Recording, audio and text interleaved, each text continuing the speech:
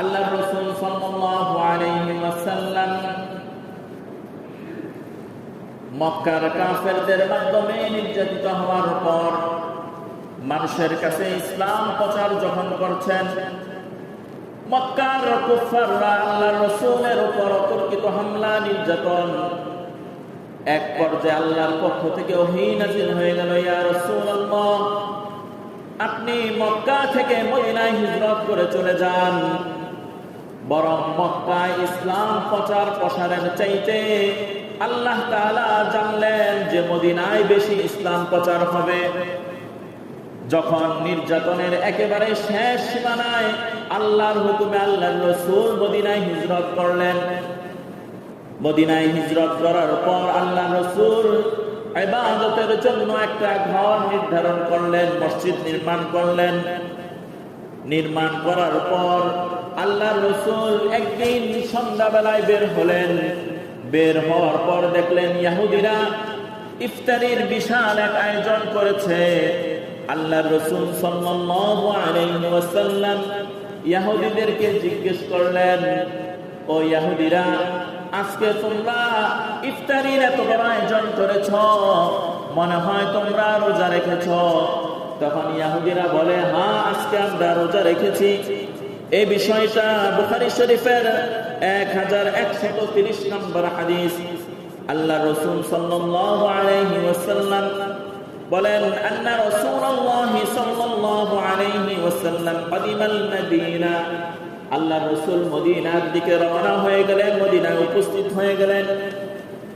ফাওয়াজাদাল ইয়াহুদ, ইহুদিদেরকে পেলেন সিয়াম ইয়াউমি আশুরা, আশুরার দিন ইহুদিরা রোজা রাখছে। فقال لهم رسول الله صلى الله عليه وسلم ما به اليوم الذي تصومونه, আল্লাহর রাসূল জিজ্ঞেস করলেন, আজকে কোন দিন? আজকে কি তোমরা রোজা রেখেছো?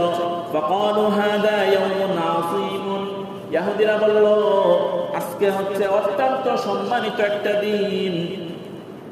আনজাল্লাহু ফীহি মূসা ওয়া কওমাহু, এই দিন আল্লাহ তাআলা মূসা আলাইহিস সালাতু ওয়াস সালামকে এবং তার কওমকে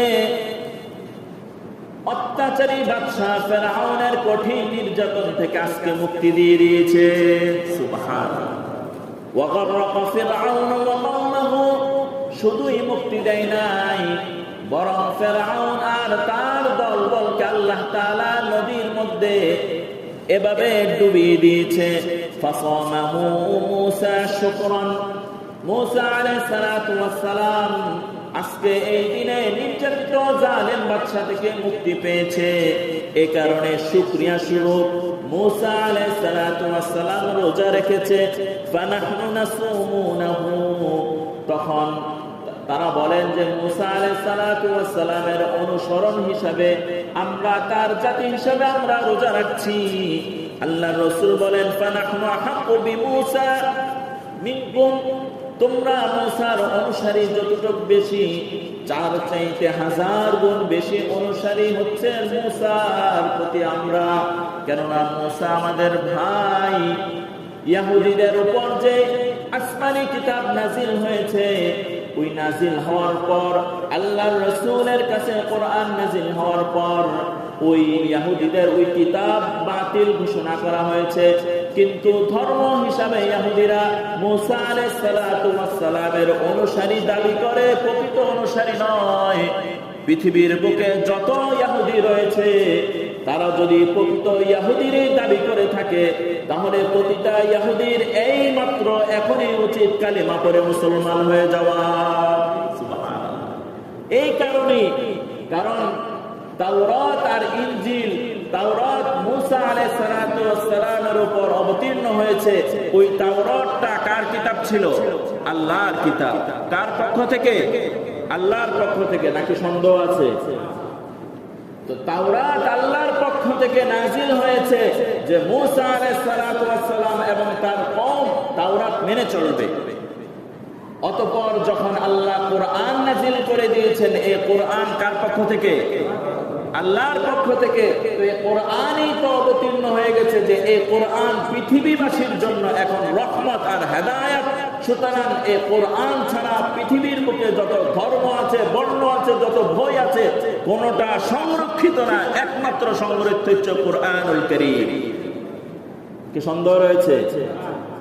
হ্যাঁ, প্রায় বলি যে কোরআনুল কারীম হচ্ছে এমন এক চ্যালেঞ্জিং কিতাব, দিন যত যাবে তত কোরআনের উদ্ঘাটন মানুষের সামনে উপস্থিত হবে। মনে হবে যে আজকে এটার ব্যাখ্যা নাজিল হয়েছে, আজকে মনে হয় এটা নাজিল হয়েছে, কিন্তু আজকে তো নাজিল হয় না, এটা 1000 বছর আগে নাজিল হয়েছে। বর্তমান বিজ্ঞান কোরআন নিয়ে গবেষণা করে, পৃথিবীর বুকে যত গবেষণালব্ধ জিনিস রয়েছে এর প্রায় 30% গবেষণা কোরআন থেকে বিজ্ঞানীরা বের করে আমাদের উপকারের জন্য এখন বাজারে ছেড়ে দিয়েছে। সুবহানাল্লাহ। সূরা ফিল আমরা জানি না, এই সূরাতুল ফিলের আলোচনার মধ্যে, আলোচনা তো মুখ্য উদ্দেশ্য না, সূরা ফিলের একটা আলোচনা আছে, ওয়া আরসালা আলাইহিম তায়রান আবাবিল। আল্লাহ পাখি পাঠিয়েছেন, আবাবিল হস্তি বাহিনীর উপর কঙ্কর নিক্ষেপ করেছে।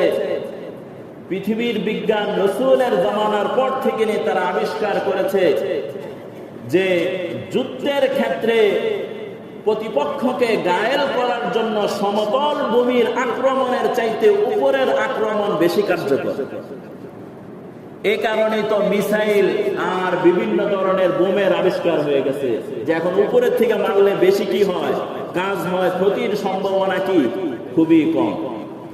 কারণ পদাতিক বাহিনী যারা রয়েছে যখন মুখোমুখি হয়ে যায় তখন উভয় দলের ক্ষতির আশঙ্কা অনেক কি বেশি, আর উপর থেকে আক্রমণ করলে এক পক্ষই ক্ষতির আশঙ্কা বেশি, আরেক পক্ষ সেফ বেশি।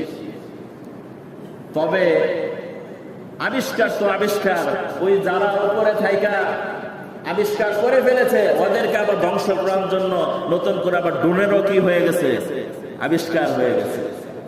আবিষ্কারের উপর আবিষ্কার হবে, কোরআনের উপর রিচার্জ হবে, কিন্তু কোরআন পুরাতন হবে না। কোরআন রাসূলের জামানায় যেমন নতুনত্ব ছিল, এত বছর পর আজকেও যদি কোরআন কেউ পড়ে, কোরআন নিয়ে গবেষণা করে, আজকেও মানুষের জন্য এ কোরআন হেদায়েতের কারণ হয়ে যাবে।